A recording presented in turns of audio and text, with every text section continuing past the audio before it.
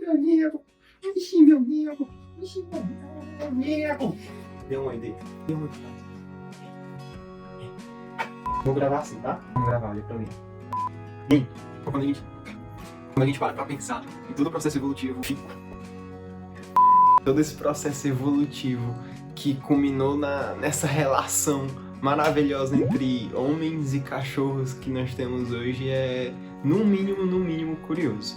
Todos esses milhares de anos que tiveram de acontecer diversos processos naturais e artificiais para que tivéssemos uma das amizades mais... Não é isso, macho.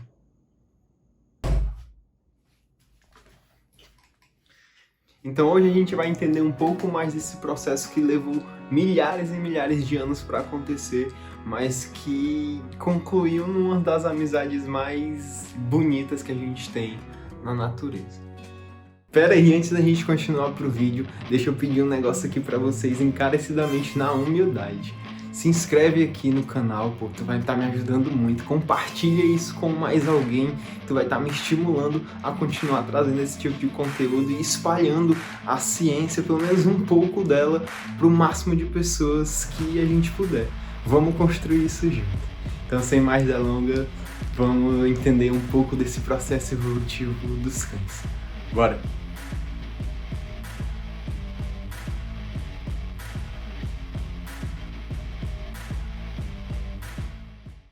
Para entender esse processo melhor, a gente vai dividir em três partes. A primeira delas é a evolução natural que teve que ocorrer, os processos naturais que tiveram que ocorrer para que essa relação começasse a, pelo menos, engatear.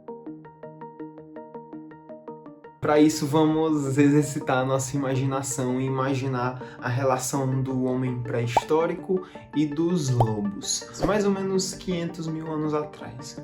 O lobo, um excelente, um exímio caçador noturno, abatia suas presas de forma extremamente furtiva e na calada da noite. O homem, por sua vez, extremamente hábil, já conseguindo manipular ferramentas e até mesmo o fogo. Enquanto os lobos eram ótimos caçadores noturnos, os homens não se davam muito bem durante a noite, estavam extremamente vulneráveis. Mas, com esse domínio do fogo, a noite passava a ser cada vez menos ameaçadora e os lobos, consequentemente, perdiam cada vez mais espaço. Os lobos ficaram cada vez mais acuados, principalmente por homens e lobos terem o mesmo tipo de alimentação. Nessa situação, algumas espécimes de algumas alcateias perceberam que seria muito mais fácil se alimentar de restos produzidos por algumas aldeias onde habitavam homens. Mas, para isso, uma característica teve que ser cada vez mais deixada de lado pelos lobos: a hostilidade. Essa hostilidade que desde o começo dessa relação entre os dois foi sendo cada vez mais selecionada e cada vez mais deixada de lado. Aqueles lobos mais dóceis que tiveram a capacidade de se adaptar mais ao convívio com os humanos conseguiam comer melhor e, consequentemente, tinham mais chances de se reproduzir, até porque a relação entre as próprias espécies ainda existiam.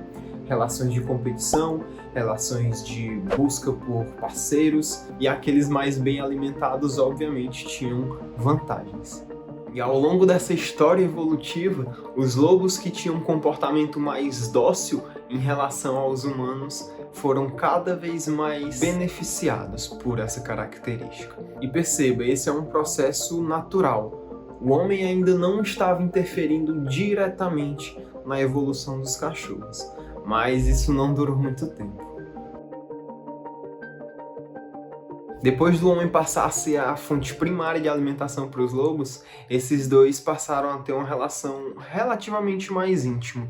Os lobos começaram a caçar com os humanos, começaram a guardar suas plantações ou os animais que os homens criavam para consumo próprio. Enfim, Os lobos passaram a ser guardadores, seguranças do patrimônio que estava começando a se formar dos humanos, mas ainda sem uma relação de tanta proximidade, até que essa relação surgiu, até que o afeto entre homens e lobos passou a ser a principal característica dessas duas relações. E ao longo desses milhares de anos de mudança, já era claramente observável a diferença, principalmente comportamental, entre os lobos que eram guardadores do patrimônio e aqueles pré-históricos que caçavam, que competiam com os humanos por comida. E a partir do momento que o homem cria afeto com essa outra espécie, surge a possibilidade de controlar a sua reprodução.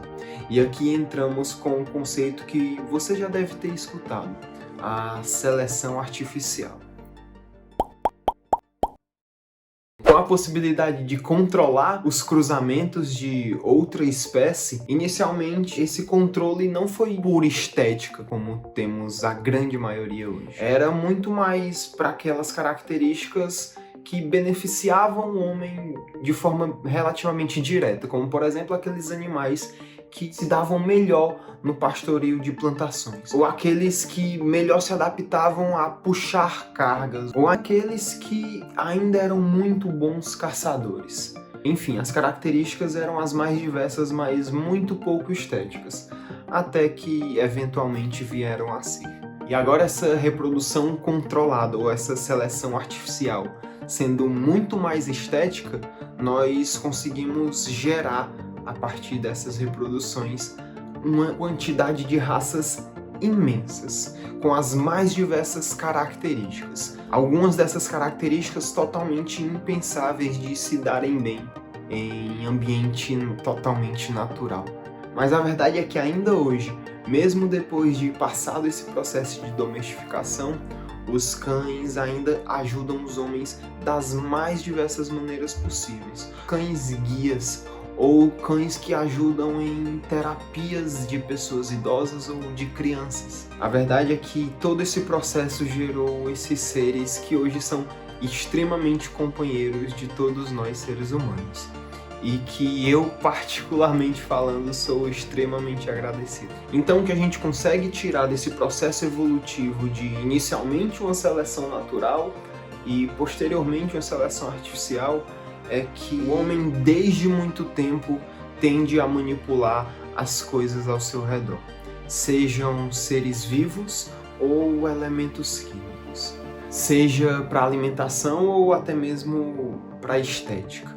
A verdade é que o homem já atingiu pontos de modificações naturais que são, no mínimo, assustadores. Mas não pense que esse processo de controle reprodutivo é exclusivo dos homens. Na natureza nós temos diversos exemplos, e um dos mais interessantes que com certeza eu vou abordar nesse canal é a relação entre insetos e plantas. A coevolução desses dois grupos de organismos é extremamente interessante. Mais pra frente vai ter, pode esperar. Enfim, a evolução é sensacional, mais uma vez, não dá pra descrever de outra forma. Então o que me resta é ser grato por esse processo que pôde me dar a oportunidade de conhecer esse garotão aqui, que é o Neo, meu cachorro. Sim, é uma referência a Matrix, mais uma das coisas que eu amo. Eu li, vai lá, parceiro. Então, se tu curtiu esse vídeo, deixa um comentário, deixa o teu joinha e compartilhe, mas principalmente se inscreve no meu canal, que tu vai estar me ajudando muito, muito, muito, e me estimulando a continuar com esses vídeos e a cada vez mais melhorar. Então eu sou o Tenório, esse é o B de Vida e até a próxima. Valeu!